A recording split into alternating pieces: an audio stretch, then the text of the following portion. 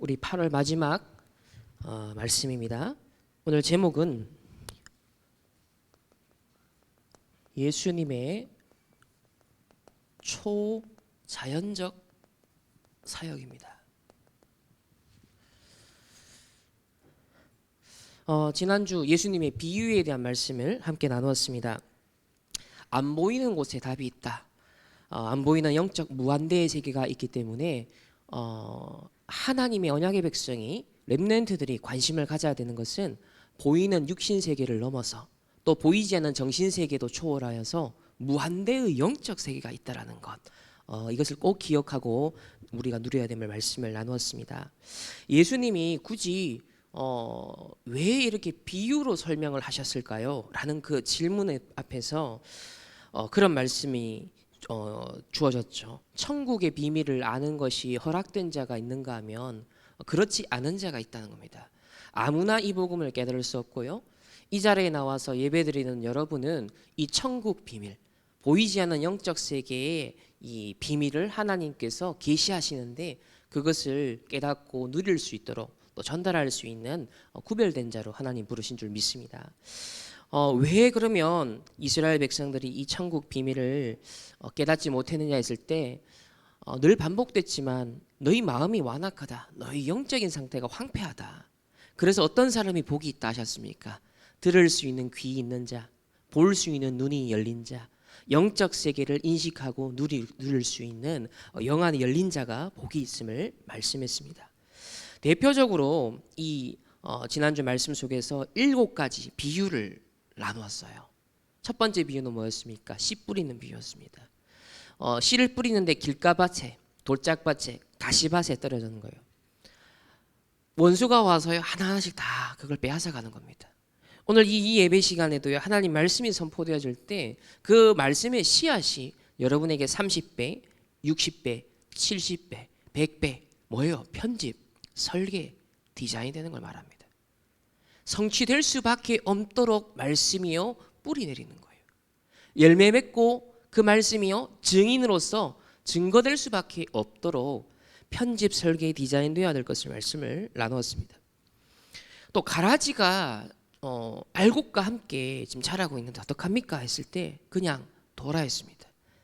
중요한 포인트는 그 가라지를 심기 위해서 역사하고 있는 악한 존재가 있다. 이 악한 존재를 꺾으라고 했습니다. 이미 가라지가 많이 성장해 있는데 여러분에게 이런저런 시험거리가 있을 수 있다는 거예요. 이런저런 문제가 교회 안에 있을 수 있습니다. 목사님을 통해서든 장로님을 통해서든 중직자 렘넌트를 통해서든 이런저런 일들이 생길 수 있어요. 또 사람 때문에 오는 문제, 갈등 있을 수 있죠. 여러 종류의 가라지가 있다. 근데 그 문제 해결하려고, 그 갈등 뽑아내려고 그거 집착하다가 본질을 잃어버린다는 거예요. 보이지 않는 진짜 중요한 것들을 잃어버릴 수 있다. 알곡을 보존하라는 겁니다. 그게 우리 신앙생활에, 교회 생활에서도 아주 중요한 포인트라는 것. 그래서 악한 자가 가라지를 뿌리니까 악한 자에게 속지 말고 악한 자가 그 가라지를 뿌려서 의도하는 바가 있거든요. 여러분에게 시험을 줘서 갈등을 줘서요 의도하는 바가 있다니까요. 시험 자체가 의도가 아니에요. 문제 자체가 의도가 아닙니다. 뿌려진 가라지를 통해서 내가 낙심하고 무너지고 포기하길 사단은 원하는 겁니다. 절대로 렘넌트들은 어떤 상황, 어떤 문제, 어떤 사람에게도 시험 들지 마라. 그 속에 있는 하나님의 중요한 것들을 딱 잡아야 됩니다. 그래서 여러분 언약의 여정 가야 돼요. 7대 여정, 알고 이거 붙잡고 누려야 됩니다. 겨자씨 비유를 들었습니다. 정말 조그마한 씨 하나, 눈에 보일 듯 말 듯 작은 거 하나가요 전체를 변화시킨, 전체를 살리는 겁니다. 숲을 이루고 새들이 와서 깃들고요. 마찬가지로 누룩 비유도 마찬가지죠. 훨씬 더 미세한 건데 전체를 바꿔버립니다. 질적으로 변화를 시켜버리는 거예요. 여러분이 현장에서, 가정 가문에서, 직장에서 여러분 누룩 같은 존재예요. 겨자씨 같은 존재입니다. 그렇게 대단하게 보이지 않습니다. 크게 의미 있게 여러분의 존재가요 세상 사람들은 모르죠. 여러분 스스로도, 우리 자신도 그럴 수 있습니다. 이번 여름에 우리 주셨던 말씀 중에 약한 자가 우리가 약한 자가 강국을 이룬다 했습니다. 그죠?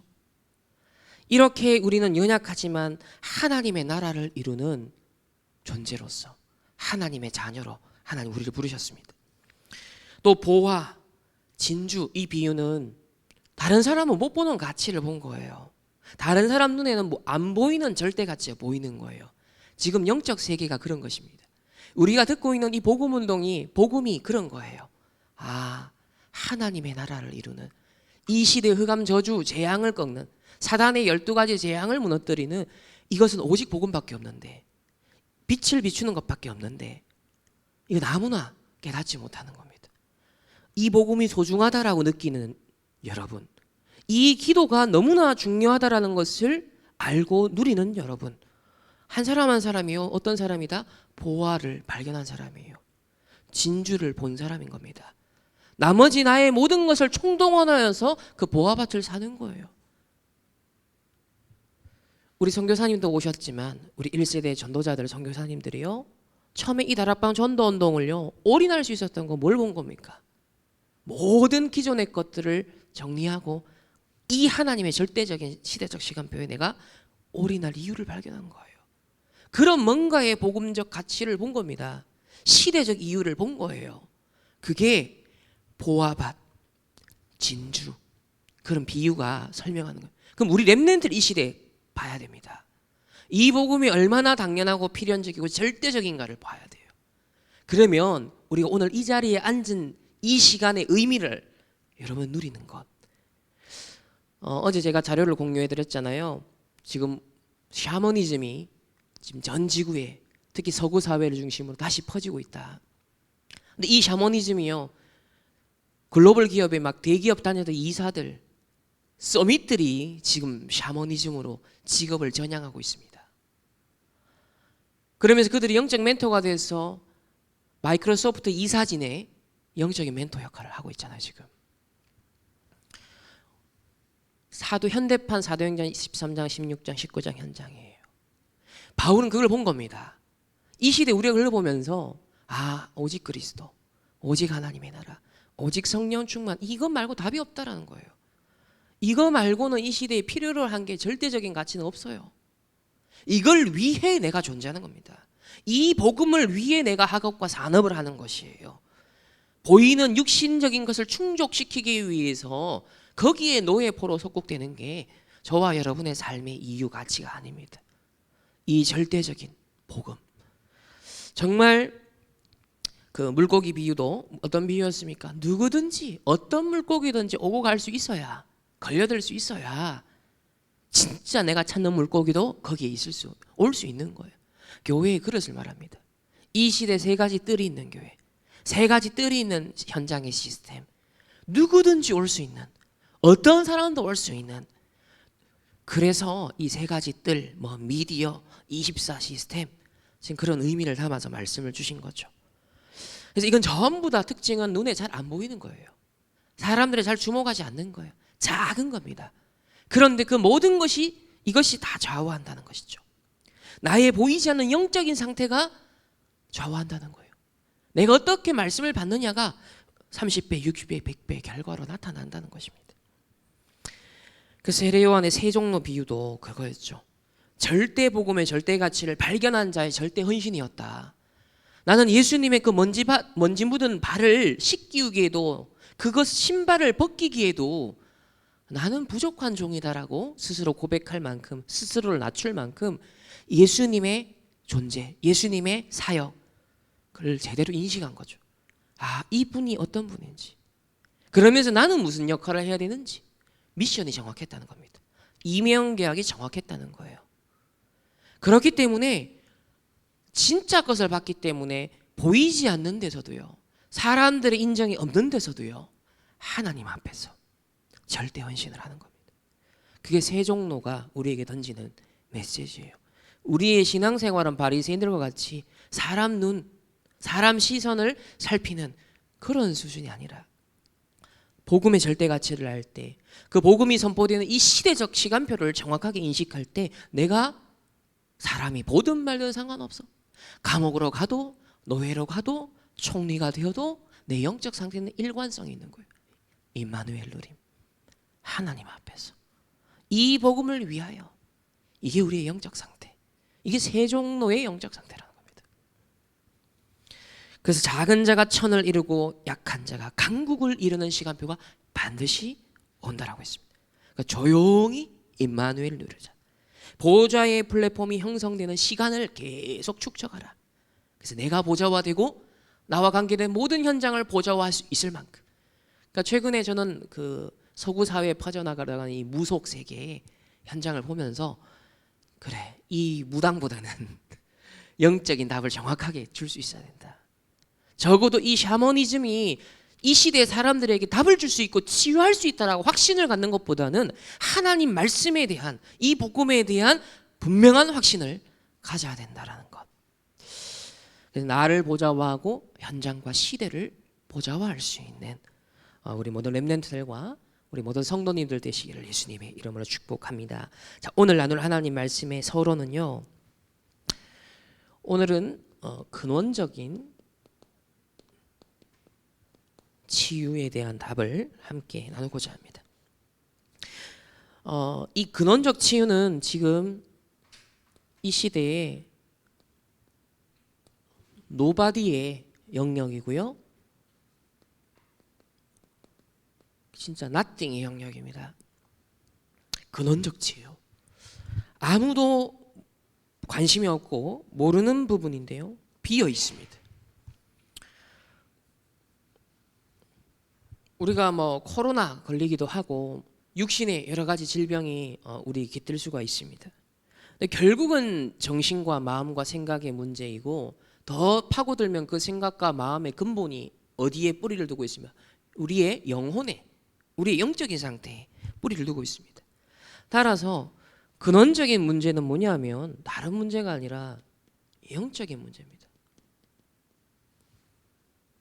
이걸 여러분들이 절대 간과하면 안 돼요. 모든 현상의 이면에 보이는 것은 보이지 않는 것으로 말미암아 났다 그랬거든요. 보이는 문제, 보이는 어떤 결과물은요, 보이지 않는 것의 결과입니다. 여러분의 정신세계, 더 근본적으로 영적 세계에서 일어난 결과예요. 오늘날 많은 지금 정신병이다, 또 중독이다, 자, 이런 문제가 지금 심각해지고 있고, 어제 우리 자살 예방 우리 그 단체에 메시지 주셨잖아요. 지금 자살자들도 생겨난다. 계속 증가하고 있습니다. 작년 이제 기준으로 코로나 기간 동안에 청소년들의 마약 지금 손대는 비율이 3배 이상 급증했지 않습니까? 우리나라가 지금 그런 상황이에요. 뭔가가 사람들에게 해결되지 않고 해소되지 않는 문제가 있다는 겁니다. 그게 감정의 문제인 것처럼 보이고 내 생각과 마음이 병든 것처럼 보이지만 근본적인 영적인 문제예요. 거기서 파생된 결과물들이에요. 그걸 여러분이 볼 수 있어야 됩니다. 이제 기존의 의학이든 학문이든 심리학이든 기존의 틀은, 시스템은 한계가 있다. 자, 서구 사회에 가장 과학, 기술, 의학이 앞서 있는 곳에서 지금 그 중에서 서밋 3단체들은 이 인식을 갖고 움직입니다. 기존의 것으로 안 돼. 종교도 기존 것으로 안 되고 모든 의학도 학문도 기존의 것으로 안 된다라는 이미 답을 가지고 있습니다. 자, 이 한계에 일찍 눈뜬 사람들은요, 대체 의학, 대체 종교, 대체 요법 찾아 들어갔습니다. 오랫동안 이 사람들은요, 그 연구하고요, 적용하고요, 그랬어요.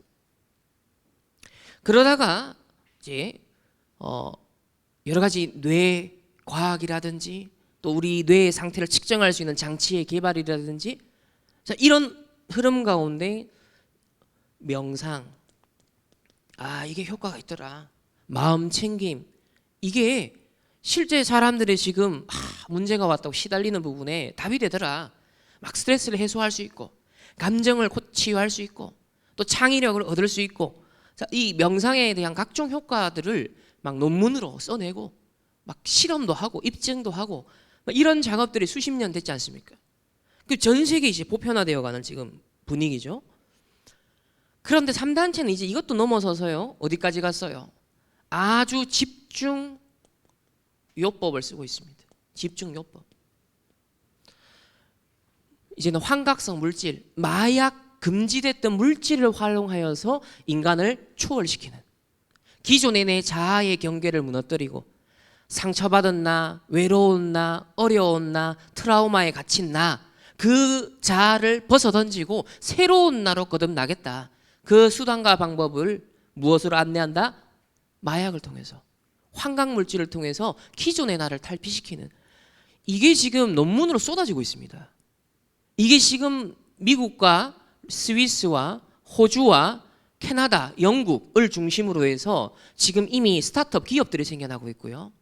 이거를 시도하는 지금 대학의 계속 프로젝트, 의과대학의 지원이 계속되고 있습니다. 이 집중요법, 소위 사이키델릭 치유법. 그래서 다시 말하면 무당들이 치유하는 일을 하고 그걸 제도화하고 공식화하고 있다는 거예요. 결과적으로는 이 사람들 체험한 사람들의 공통점은 뭐냐면 접신입니다. 뭔가 봤다 그러잖아요. 뭔가를 만났다는 거예요. 뭔가 강렬한 체험이 있었다는 거예요. 그래서 그 효과가 너무 황홀해서 한 달간 영향이 가고 긍정적인 효과를 발휘한다. 막 이런 지금 식의 얘기를 하고 있습니다. 이게 이제 앞으로 대세가 되는 게 미국은 지금 한 3개 주에서 벌써 합법화됐습니다. 이게 마약성 환각 물질을 의료용으로 쓰는 데 있어서 합법화됐어요. 현재. 그게 지금 코로나 기간에 일어난 결과물입니다.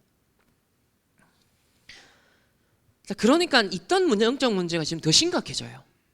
본인들이 정신적으로 시달리고 스트레스 받고 트라우마의 상처에 막 시달리는 맛을 호소해서 괴로워서, 그리고 또 암, 그 어떤 고통, 그것 때문에 이 사람들은 지금 여기 찾아가고 있어요. 환자들이. 그런데 문제는 뭐냐면 그 모든 이 사람들이 오는 고통의 근본 배경에는 영적인 배경이 있거든요. 영적인 문제가 있는데 오히려 영적인 문제를 더 편집시켜주고 설계시켜주고 디자인시켜주는 방법을 취하고 있으니 얼마나 영적 무지의 지금 상황입니까? 이런데 오늘날 교회는요, 신학은요, 얼마만큼 영적인 거가 멀어졌느냐. 신학자들이요, 영적인 것에 별로 관심이 없어요. 새로운 학문적 주제는 찾아 들어가는데 전혀 이것과는 반대예요. 이 현장을 치유하고 살리는 답이 성경에 있는데 성경에서 딴 주제만 찾아요. 심지어는 성경이 맞냐 안 맞냐, 성경이 인간의 얘기 아니냐, 뭐 그거 검증하는 데 시간 다 쓰고 있어요. 그래서 이 시간에 저와 여러분만큼이라도 이 시대에 정말 정확한 복음, 이 대열 속에 있는 전도자만큼이라도 어디에 눈을 떠야 되냐면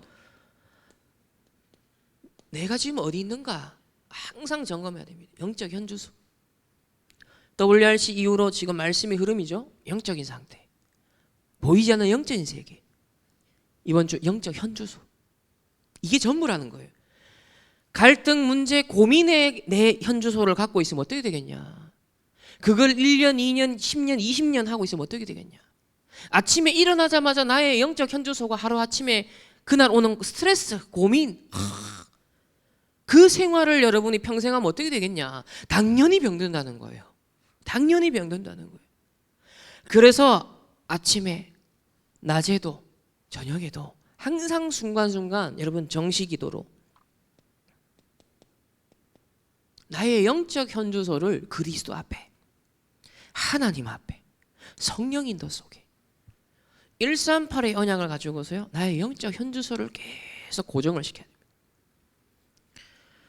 그래서 우리 지난주 강단 말씀처럼 138 언약, 이 언약은 우리 허리와 같이, 척추와 같이 중심이 되는 것이다.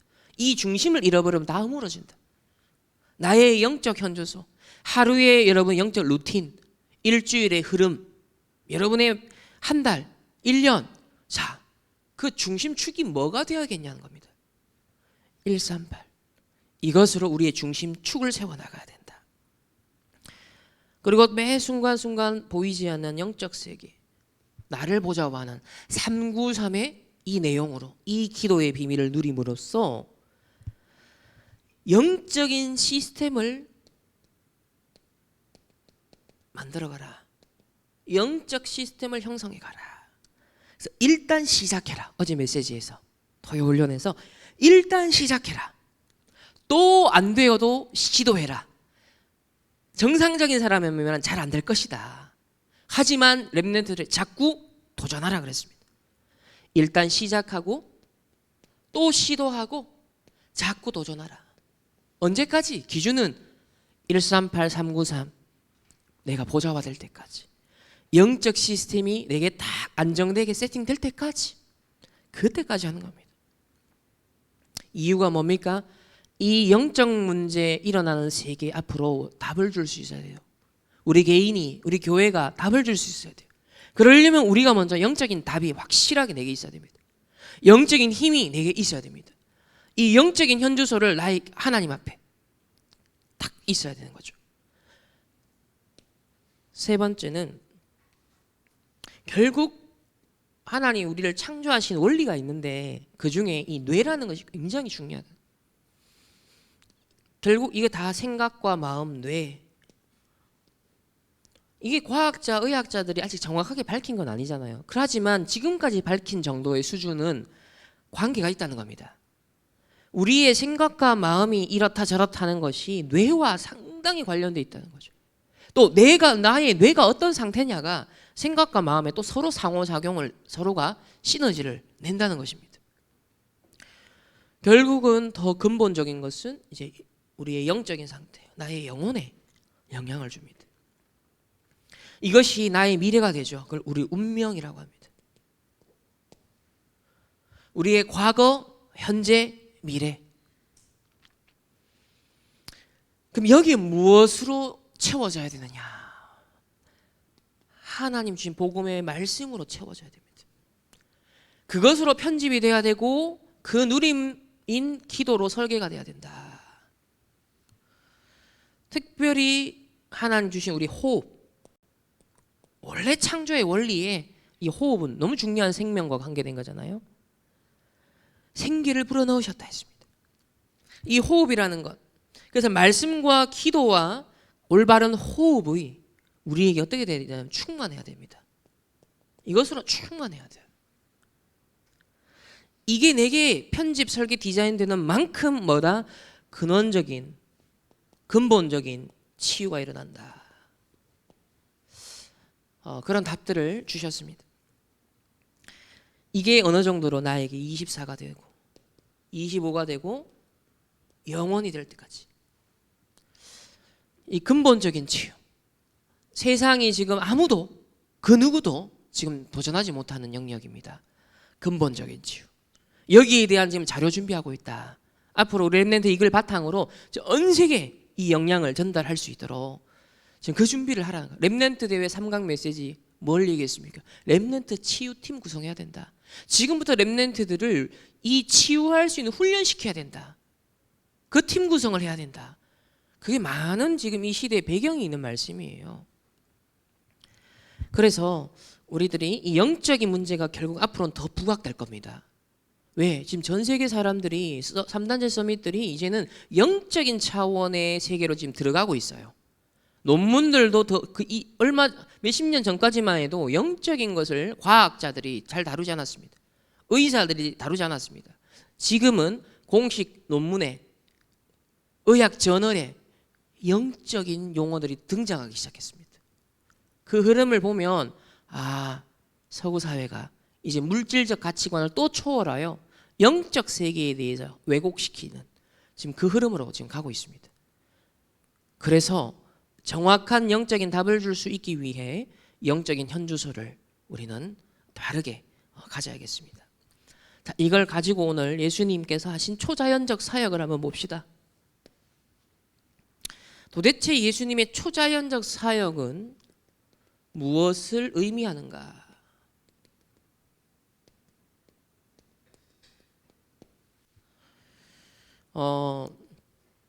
18, 19세기를 지나면서 서구 사회에서 철학적으로든 신학적으로든 제일 이제 간과되는 게 뭐냐면 초자연적인 요 표현입니다. 초자연적.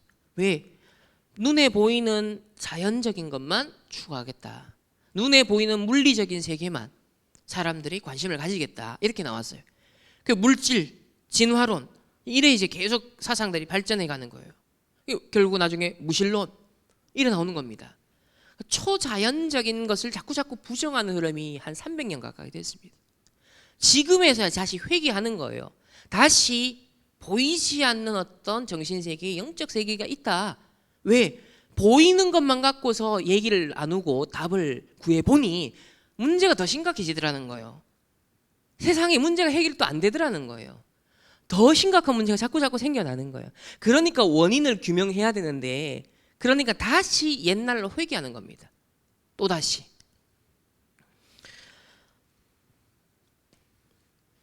자유주의 신학자들이요, 합리주의적인 이제 그 사고방식 영향을 받아서 예수님의 초자연적 사역을 다 부정했단 말이에요. 그런데 오늘 예수님께서 5,000명을 먹이셨다. 마태복음 14장 17절에서 18절 보면 떡 5개와 물고기 2마리를 가지고 오서요, 예수님 얼마나 먹었다? 여자와 어린이를 제외하고도 5,000명이나 먹었습니다. 다 배불리 먹고도 12바구니나 남았다고 했어요. 5,000명을 먹이셨다. 이 뭔 말입니까? 자연적 한계를 초월한다는 겁니다. 우리가 지금 믿고 누리는 보좌의 세계, 영적인 세계, 이 복음의 비밀은 이 물리적인 자연 세계도 다 커버할 수 있지만 더 근본적으로는 보이지 않는 영적 세계, 따라서 자연적 한계를 초월하여서 초자연적인 역사를 이룰 수 있다는 거예요. 예수님의 사역은 그걸 보여주신 겁니다.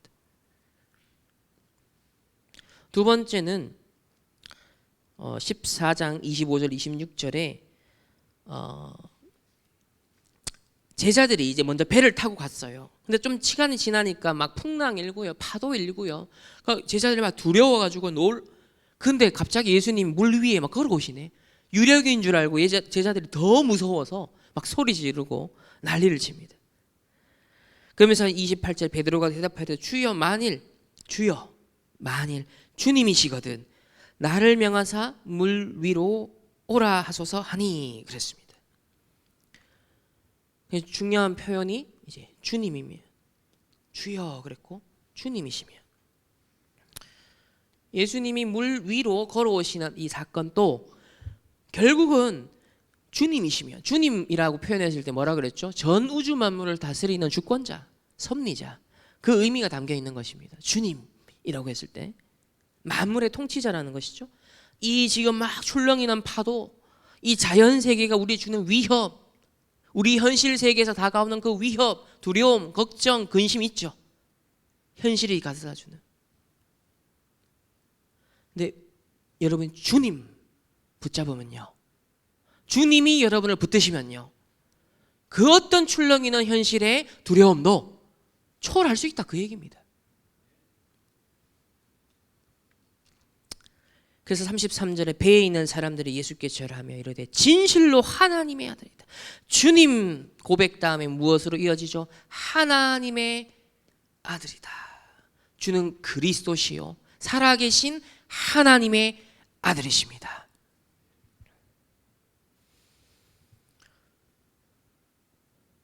세 번째는 결국 이 하나님의 아들이라는 표현은 뭐예요?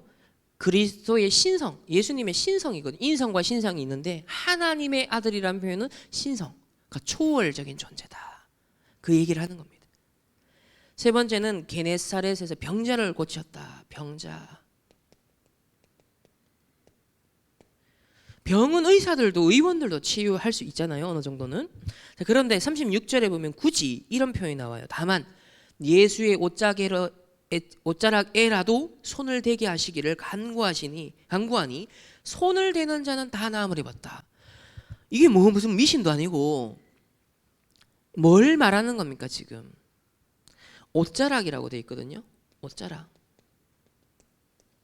전혀 어떻게 보면요, 인간적인 기준에서 보면 상관이 없는 것처럼 보이는 거예요. 논리적으로는 저게 맞나? 그래서 이렇게 우리는 자칫 사고방식이 길들여져 있단 말이죠. 그러다 보니 성삼위 하나님의 초월적인 세계, 그 역사에 대해서도요, 우리는 합리적으로 논리적으로 판단을 할 때가 너무 많아요. 그런데 내 이성과 내 논리에 하나님이 갇히십니까? 아니죠. 얼마든지 옷자락에 손만 대어도 믿음의 역사로 하나님이 주시는 은혜의 선물로 하나님의 역사를 이루는 겁니다. 세상 의사가 하지 못하는 일을 하나님이 이루실 수 있다는 거예요. 옷자락에 손만 대어도. 근데 어쩌면 우리가 지금 이 믿음이 없는 사이에 지금 이 집중요법을 의지하여서 야, 이거면 내 모든 문제 해결할 수 있어, 그거에 대한 지금 막 믿음을 가진 사람들이요, 늘어나고 있다는 거예요. 네 번째는 불구자, 소경, 벙어리를 고치셨습니다. 주로 이제 육신적 질병인데 31절에 말 못하는 사람이 말하고 장애인이 온전하게 되고 다리 저는 사람이 걸으며 맹인이 보는 것을 무리가 보고 놀랍게 여겨 이스라엘의 하나님께 영광을 돌리니라. 병 고치는 데에 방점이 찍혀 있는 건 아닙니다. 어디에 방점이 찍혀 있습니까? 하나님께 영광, 이게 기준입니다. 여러분 삶에요, 어떤 일, 어떤 질병, 어떤 문제도요, 기준은 어디에 있어야 된다? 목표는 어디에 있어야 된다? 하나님 원하시고 하나님께 영광, 하나님의 영광이 드러나고 나타나기를 원하십니다. 다섯 번째는 또 4,000명을 먹이셨습니다. 물론 여기서도 여자들과 또 아이들을 제외하고인데 떡 7개와 그 생선을 같이 다 축사하여 떼어 제자들에게 주시니 남은 조각을 7 광주리에 차게 거두었다 그랬습니다. 이것도 마찬가지죠. 자연적인 한계를 초월하는 겁니다. 그리고 제자들은 처음에 떡 5개와 물고기 2마리 뿐이니다 그랬어요. 뿐이니다. 이 뿐이라는 이 표현 속에 뭐가 딱 담겨 있는 거예요. 지금 굉장히 계산을 해보니까 내 계산에 안 맞는 지금 상황이라, 아니 수천 명 남자 여자와 아이들까지 합치면 10,000명이 넘어갈 지금 숫자인데 지금 기껏 해봐야 떡 5개와 물고기 2마리 가지고 그건 누가 봐도 계산이 안 맞는 거예요 지금. 근데 하나님의 사역은요, 하나님의 교회가 하는 사역은 그런 거예요. 요만큼 있는 것 같은데 하나님이 역사하시면 내 계산을 넘어서는 초월적인 하나님의 역사를 이룬다는 것입니다. 여러분의 산업에도, 사역에도, 여러분 직장, 학업에도요, 이 자연적인 한계, 물리적인 한계, 논리적인 한계, 이성적인 한계 넘어서야 돼요. 나와 함께하는 분이 누구신가? 나의 배경이 누구신가? 나에게 전달된 미션이 어떤 미션인가? 여러분 그거를 집중하셔야 됩니다. 그럼 하나님의 일이 맞다면, 내가 전도자가 맞다면, 이 시대의 로마서 16장의 중직자가 맞다면 하나님이 축복하시고 하나님이 일을 이루신다. 믿음의 발을 내디시길 예수님의 이름으로 축복합니다. 자, 큰 두 번째는 이때 예수님은 바리새인과 서기관들을 비난하시죠.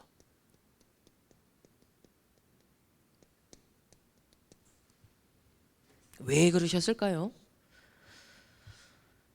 첫 번째로 15장 이제 2절에 보면 당신의 제자들이 어찌하여 장로들의 전통을 범하나이까?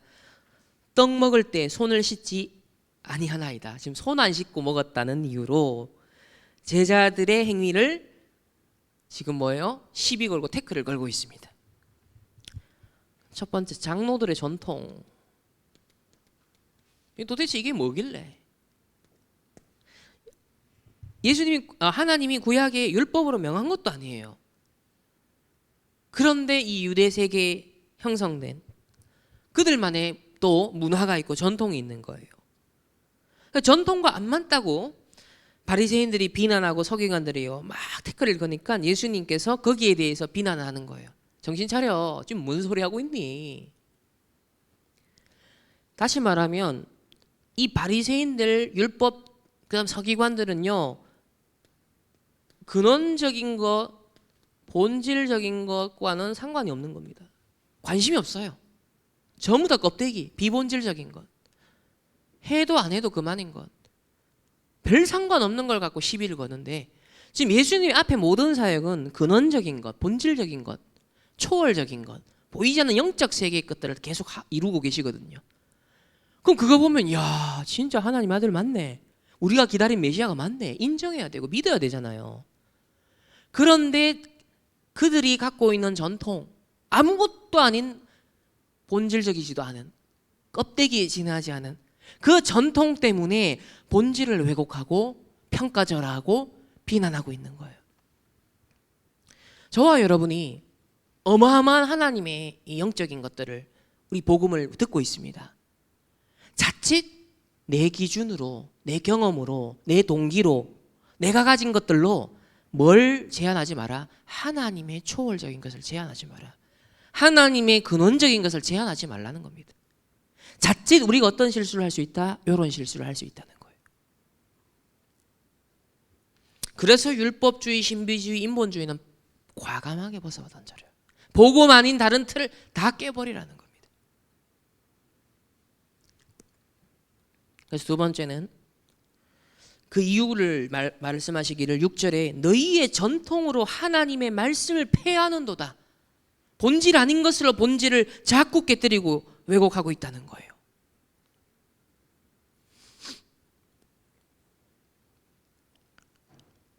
(8절과) (9절에도) 보면 이 백성이 입술로는 나를 공경하되 마음은 내게서 멀도다.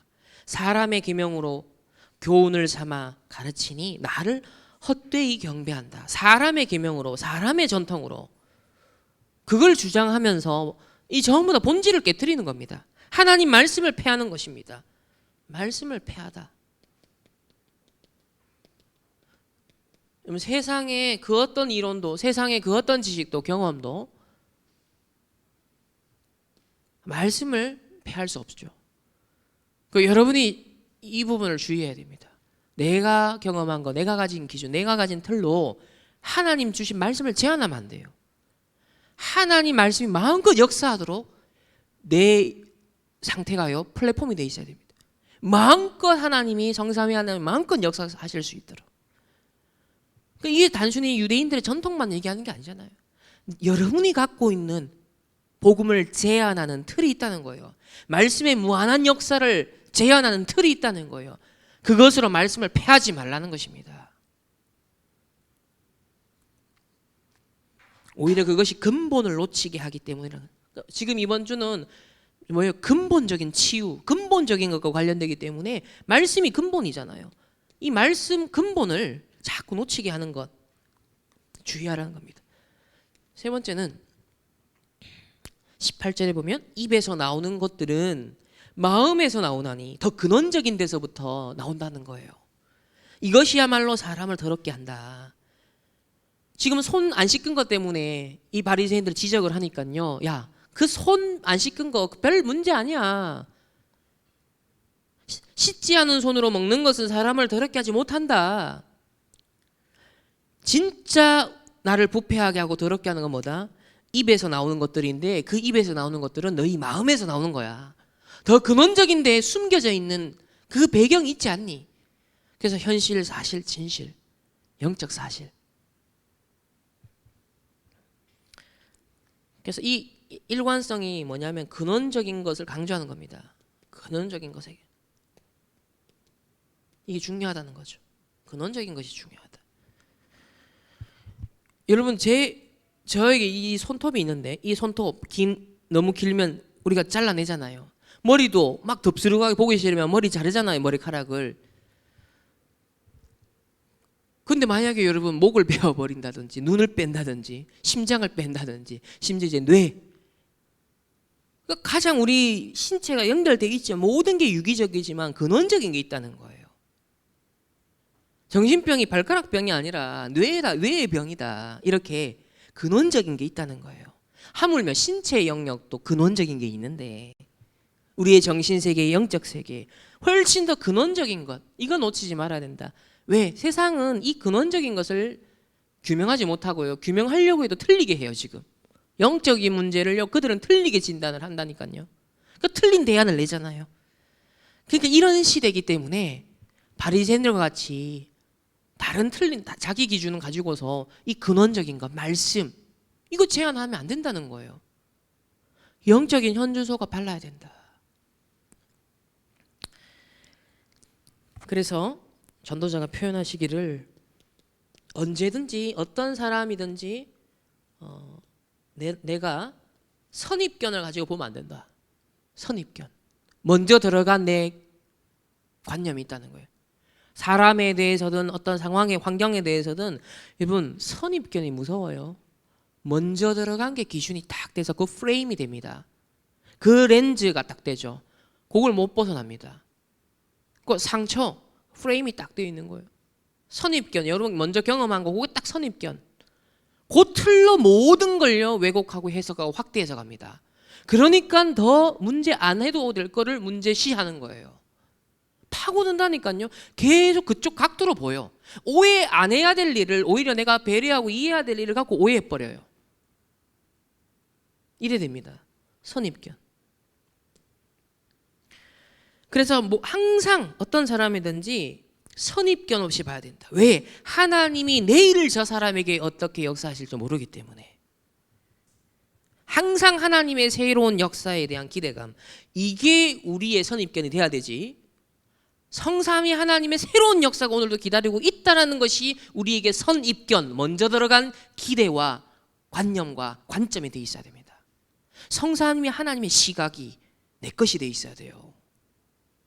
근데 전통, 내 경험, 내 기준, 내 상처, 그래서 말씀을 제한하는 거예요. 성삼위 하나님의 역사를, 근본적인 걸 제한하는 거예요. 그걸 예수님이 비난하신 겁니다. 선입견을 가지 말라.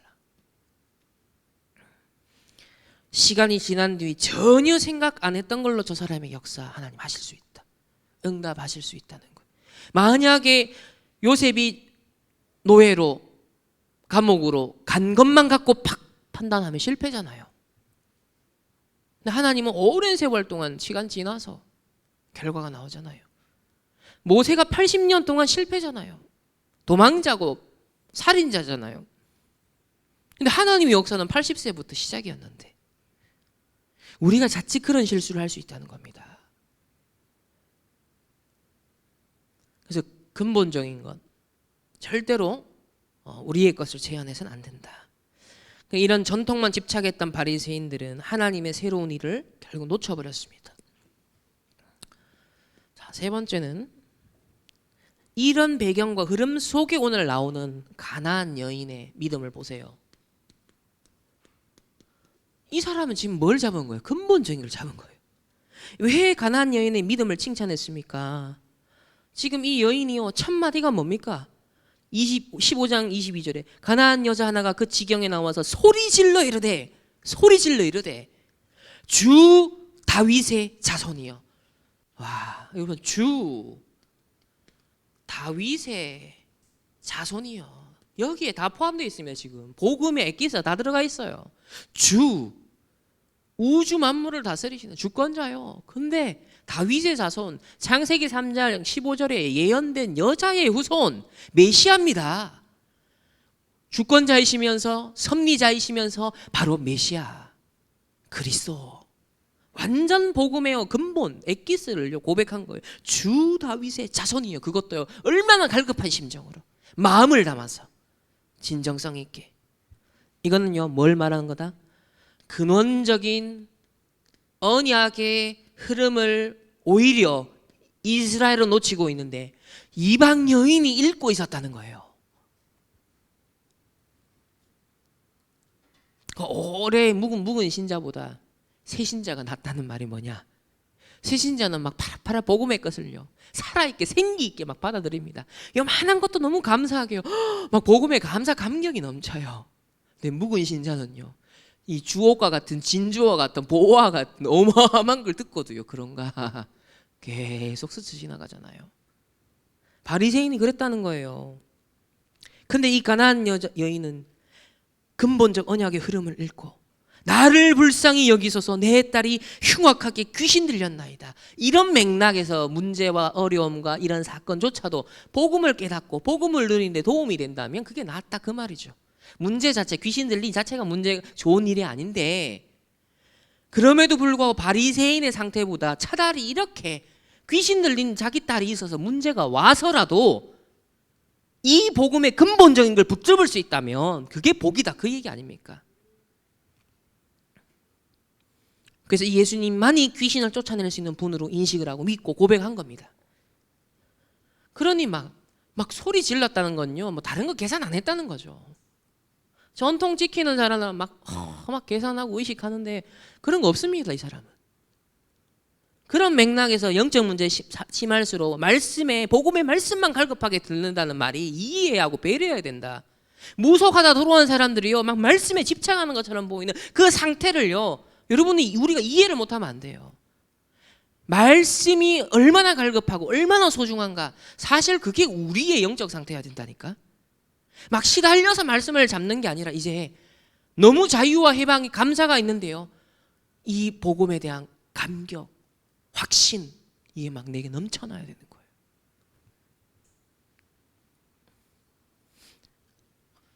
두 번째로 예수님과 제자들의 반응이 나오죠. 23절에 예수는 한마디도 대답을 하지 않으셨어요. 예수님이. 의외죠.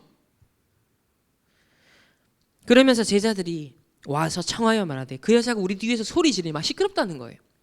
그러니까 그를 보내소서. 이 말은 치유하지 말고 보내라는 얘기가 아니라 원어적 의미 속에서는 빨리 좀 치유하셔가지고 좀 빨리 좀 보내세요. 지금 그 얘기예요. 그러니까 치유하는 거는 맞는데 소리 지르니까 귀찮은 거예요. 막 짜증나는 거예요. 그러니까 빨리 좀 해결해서 보내야. 이 말은 지금 제자들의 마음이요, 전혀 근원적인 일이 있지 않아요. 이 이방 여인이 지금 무엇 때문에 고통스럽고 무엇 때문에 소리 지르는지, 그리고 그 소리 지른 내용이 뭐였습니까? 주 다윗의 자손이요. 그럼 이거 눈이 번쩍 떠야 되거든요. 야, 바리새인을 못 깨닫는 복음 메시지를 이 이방 여인이 깨달았네. 너무 소중한 사명자구나. 복음을 위해 남은 자구나. 이래 봐야 되는데 귀찮다 이래 본 겁니다. 지금 우리가 이렇게 자칫 실수할 수 있다니까요. 시끄러우니 빨리 좀 처리해달라, 지금 이 얘기인데 24절에 예수께서 대답하여 이르시되 나는 이스라엘 집에 잃어버린 양 외에는 다른 데로 보내심을 받지 아니하였노라 라고 했습니다. 그랬더니 여자가 안 져요. 25절에 예수께 절하며, 이제는 막 소리 지르는 거 절합니다.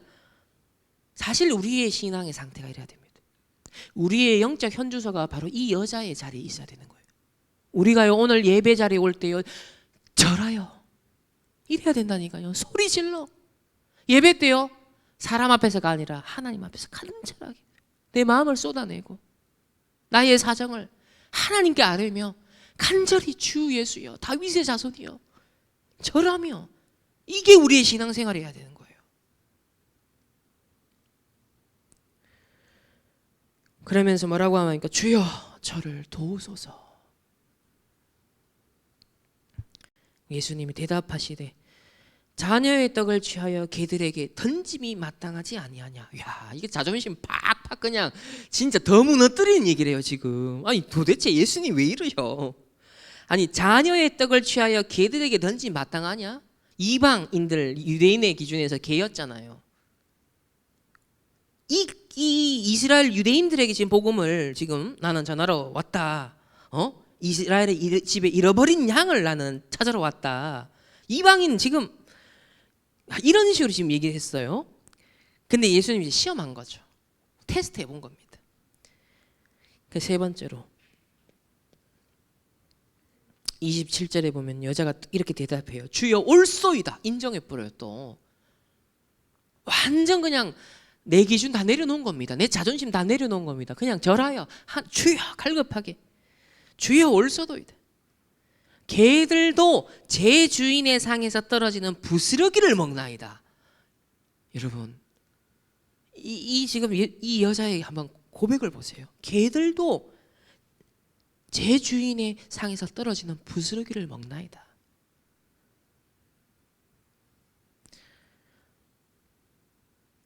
교회 안에 신앙생활하다가 누가 한마디 듣고 삐져버리고 교회 떠나버리고 이런 지금 신앙생활을 좀 하고 있는데, 근데 지금 이 가나안 여인은요, 자기가 개다.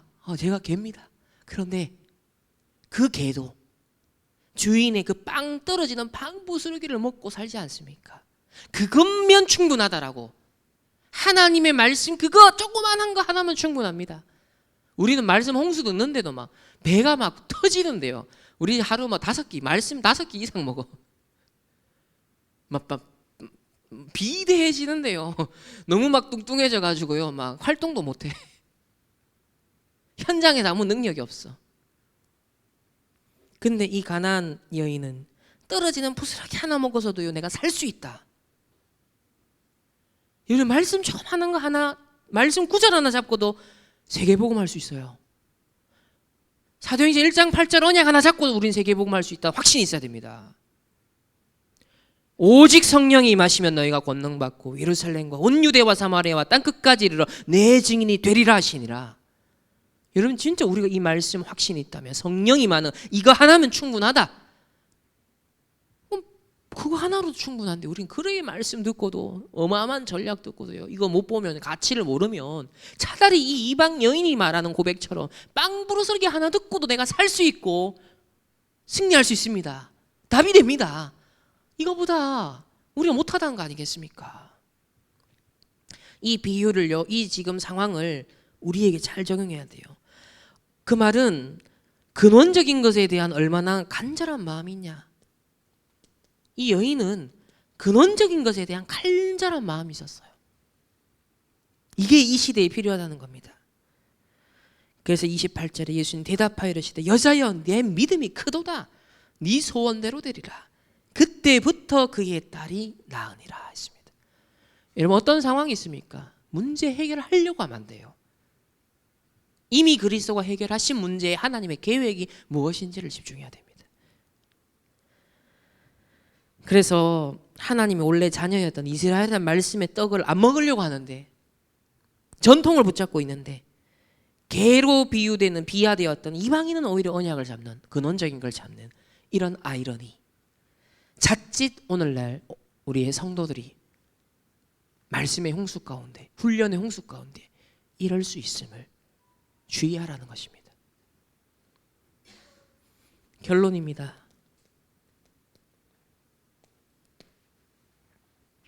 저와 여러분은 근원적인 치유를 해야 되는, 영적인 문제에 답을 줄 수 있는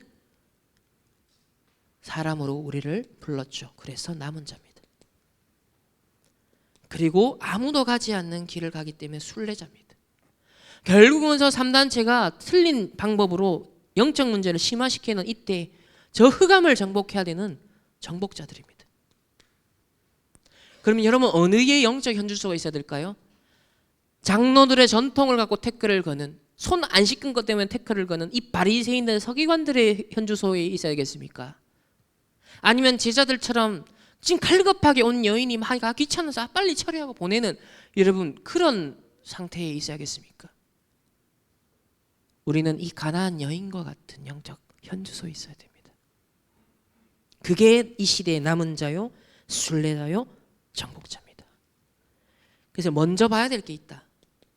먼저 볼 것이 있다. 첫 번째로, 세상 사람들의 현주소를 봐라. 정말 무엇이 저 사람을 괴롭게 하는지 보라는 겁니다. 무엇이 진짜 근본 문제인가 보라는 거예요. 그들의 현주소, 근원적인 것을 놓쳤구나. 근원적인 것을 놓쳤구나. 그걸 볼 수 있어야 돼요. 두 번째는, 이렇게 계속하면 어떻게 되겠죠? 분명 미래에도 어떤 모습이 있을 거 아닙니까? 미래의 현장을 봐라. 10년 뒤에 어떻게 될 것인지를 봐라. 이 근원적인 걸 놓친 상태가 지속된 결과가 올 거 아닙니까? 그걸 미리 볼 수 있어야 되는 거예요. 그러면 이것을 해결해야 되는데, 대비해야 되는데, 중요한 것은 나의 지금의 현주소입니다. 나의 영적 현주소가 지금 어디냐는 거예요. 바리새인 서기관 쪽에 있습니까? 지금 제자들 지금 이 수준입니까? 가나안 여인과 같이 나의 영적인 현주소, 초월적인 모든 것을 인간적 한계를 넘어서 자연적 한계를 넘어 초월적인 이 영적인 사역을 하셨던 예수님처럼 우리는 이 시대에 나의 현주소가 이 무한대의 영적 세계에 있어야 됩니다. 그래서 나의 현주소는 항상 고정해야 됩니다. 1, 3, 8 그리스도, 하나님의 나라, 성령 충만, 그리고 세계복음. 3, 9, 3 나를 보좌화하고 현장과 시대와 미래를 보좌화하는, 항상 여기에 우리의 영적 현주소가 있어야 된다. 이번 한 주간 자연적인, 물리적인 나의 경험, 나의 생각, 나의 기준, 나의 전통, 나의 율법, 나의 지식, 여러분 이 틀을 벗어나서 무한대의 초자연적인 이 영적인 세계, 껍데기가 아닌 근원적인 치유, 요 답을 딱 붙잡으시고 누리시는 모든 하나님의 언약의 백성들 되시기를 예수님의 이름으로 축복합니다. 우리 이 시간에 우리 한 2분만 함께 묵상하겠습니다. 시간 조용히 진짜 하나님의, 예수님의 초자연적 사역과 근원적 치유, 하나님 이것이 나의 답이 되게 하옵소서, 나의 누림이 되게 하옵소서. 그 무엇도 그 어떤 것으로도 이 초자연적인 근원적인 치유, 이걸 제한하지 않게 하여 주옵소서. 우리 시간에 함께 2분간 묵상하도록 하겠습니다.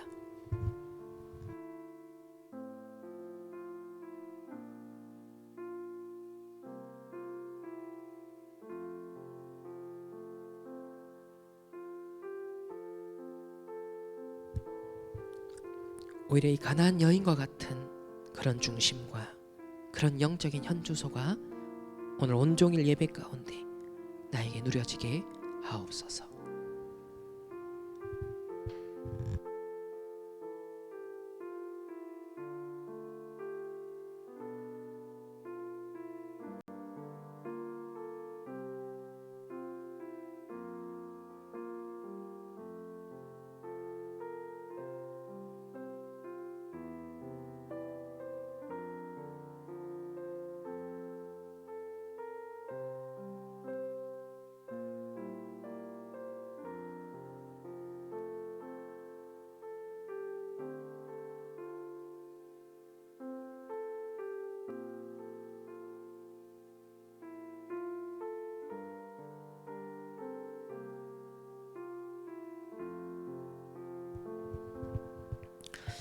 하나님 감사를 드립니다. 이번 한 주간 예수님의 초자연적 사역의 의미가 무엇인지, 또 왜 예수님이 바리새인과 서기관들을 비난하셨는지, 그리고 가나안 여인의 믿음을 왜 칭찬하셨는지 다시 한번 근원적인 이 치유와 또 초자연적인 무한대의 하나님의 영적인 세계, 이것을 한번 묵상하면서 한 주간 동안 그 무엇도 제한하지 아니하고 이 복음의 무한대의 말씀을 누리는 한 주간 되어지고, 또 오늘 남은 온종일 예배를 통하여서 이 근원적인 답들을 누리게 하옵소서. 감사드리며 살아계신 주 예수 그리스도 이름으로 기도합니다. 아멘. 하나님 앞에 믿음의 예물을 드렸습니다.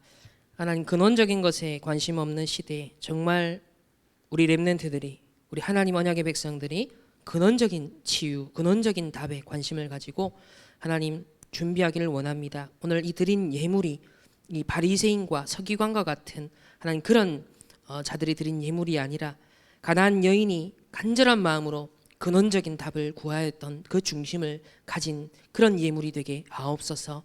비록 미약하고 비록 비천한 것 같으나 하나님 그 믿음을 칭찬하셨던 것처럼 우리의 작은 이 믿음의 예물이 이 시대를 살리는 근원적인 치유의 지렛대가 되어지고, 또 근원적인 흑암의 경제를 무너뜨리고 하나님의 나라 이룰 수 있는 빛의 경제 응답 누리는 그런 귀한 예물 될 수 있도록 주님 축복하여 주옵소서.